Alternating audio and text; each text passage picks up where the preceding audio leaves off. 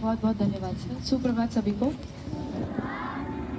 और जहाँ तक भाषा की बात है, अभी ये लेटर जब आया था तब मैं भी सोच रही थी कि कुछ जो है सीख कर आएंगे। अगर टीचर्स की कोई एक्टिविटी होगी तो अपनी मदर टंग में मैं भी अपना परिचय देना चाहूँगी। मतलब मुझे बहुत इंटरेस्ट है कि मैं अलग अलग तरह की भाषाएं सीख पाऊँ। हो सकता है कुछ कंस्ट्रेंट्स थे जब हम पढ़ रहे थे तो इतना ध्यान नहीं गया, इस वजह से इतने अवेयर नहीं थे, इस वजह से इग्नोरेंस जो है वो हम लोगों के अंदर, सबके अंदर भरी हुई रहती है। तो इस वजह से बहुत ज़्यादा जो है भाषाएं वो मैं नहीं सीख पाई। हिंदी क्योंकि हमारे करिकुलम में है तो हम पढ़ते हैं, लिखते हैं, समझते हैं। और दूसरी बात, मैं जिस राज्य को बिलोंग करती हूँ, मतलब मैं जहाँ से हूँ, वो एक हिंदी भाषी राज्य है। वहाँ पर जो आपका ऑफिस वर्क है वो भी हिंदी में होता है। तो हिंदी जो है वो हम चाहे नहीं चाहे कहीं ना कहीं हमारे अंदर अपने आप ही इम्बाइब हो जाता है। घर पे भी हम हिंदी में ही बोलते हैं, थोड़ा डायलेक्ट चेंज हो सकता है पर बोलते हिंदी में ही, तो इसलिए आती है थोड़ी।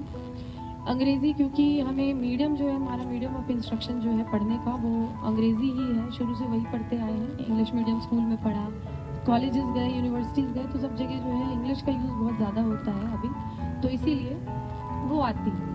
बाकी कोई भाषा जो है उसको सीखने के लिए थोड़ी सी संस्कृत भी आती है मुझे, क्योंकि 10th क्लास तक मैंने संस्कृत पढ़ी थी। तो अच्छे टीचर्स मिले थे तो अच्छे से सिखाया, हमने बहुत अच्छे से सीखा। कुछ भाषाएं जो है वो मैं नहीं सीख पाई क्योंकि बहुत ज़्यादा उसके साथ संपर्क में नहीं रहे।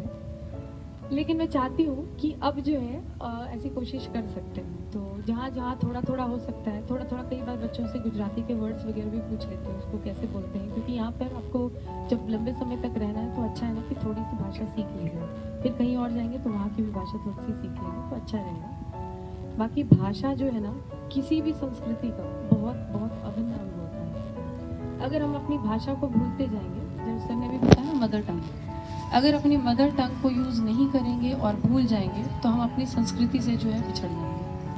ऐसा मैं मानती हूँ, क्योंकि पूरी संस्कृति जो है एज अ होल, पूरा का पूरा एज इट इज़ अब बचा के रखना बहुत मुश्किल हो गया है। हम जहाँ बढ़ रहे हैं ना, जैसे जैसे हम सभ्य होते जा रहे हैं तो इंटीग्रेशन होती जा रही है। ग्लोबल फ्रंट पे भी इंटीग्रेशन में ना तो सिर्फ कि एक पूरा का पूरा जो देश है उसके अंदर जो है विदेशों की चीज़ें भी इम्बाइब हो रही हैं, बल्कि क्या होता है, जो देश की जो पुरानी चीज़ें हैं वो भी धीरे धीरे विलुप्त हो जाती हैं। और ये सच है और इसको हम रोक नहीं सकते हैं। प्रैक्टिकली अगर किसी चीज़ को देखा जाए तो सभी भाषाओं को संरक्षित करके रखने का एक ही तरीका है कि वो भाषा यूज़ में हो, इस्तेमाल हो रही हो। बहुत सारे राज्य मैंने देखे हैं जहाँ पर जो लोग हैं अपनी मदर टंग जो है उसमें काम भी करते हैं। जैसे यहाँ पर गुजराती में काम होता है, जो लेटर्स आते हैं गुजरात गवर्नमेंट के वो सब जो है गुजराती में लिखे होते हैं। इलेक्ट्रिसिटी बिल जो है हमारा वो भी गुजराती लैंग्वेज में ही होता है। समझने में हमें थोड़ी डिफ़िकल्टी होती है, बट आई डू अप्रिशिएट, मुझे अच्छा लगता है कि आपने अपनी संस्कृति को बचा के रखा हुआ है।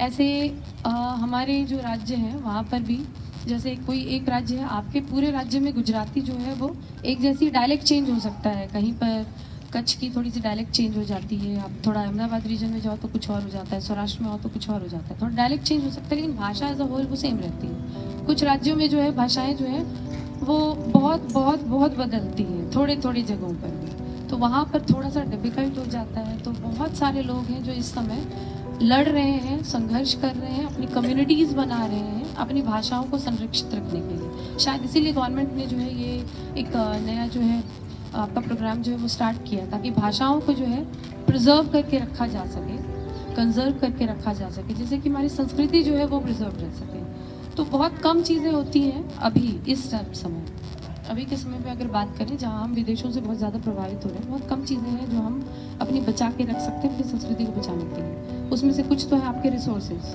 जैसे आपने साइंस में भी पढ़ा होगा, सोशल में भी पढ़ा होगा, फॉरेस्ट रिसोर्स है आपका। तो पहाड़ी इलाकों में अगर आप जाएँ तो वहाँ पर जो है जंगल वगैरह काटने नहीं देते हैं, कम्युनिटीज़ बनाते हैं वहाँ पर, और हर एक कम्युनिटी जो है वो बहुत सजग होकर काम करती है towards the preservation of their resources बचा के रखना। फॉरेस्ट, नदियाँ, या फिर हमारे पहाड़ वगैरह, या जिससे हमारा आयुर्वेदा है उसकी कुछ कुछ जो कड़ियाँ हैं उसको बचा के रखना, वो हमारी संस्कृति का एक बहुत बड़ा पार्ट है जो हम बचा के रख सकते हैं जीवन भर। भाषा हमारी और हमारा फूड कल्चर, जो भोजन हम करते हैं, ये कुछ चीज़ें हैं जो हम हमेशा के लिए बचा के रख सकते हैं इफ़ वी अलाउ आवरसेल्व्स। तो बहुत सारी चीज़ें जो है वो इंटीग्रेट कर रहे हैं, इम्बाइब कर रहे हैं, छोड़ रहे हैं, लेकिन अगर अपनी भाषा लेकर चलेंगे तो संस्कृति भी लेकर चलेंगे। तो मुझे बहुत खुशी है कि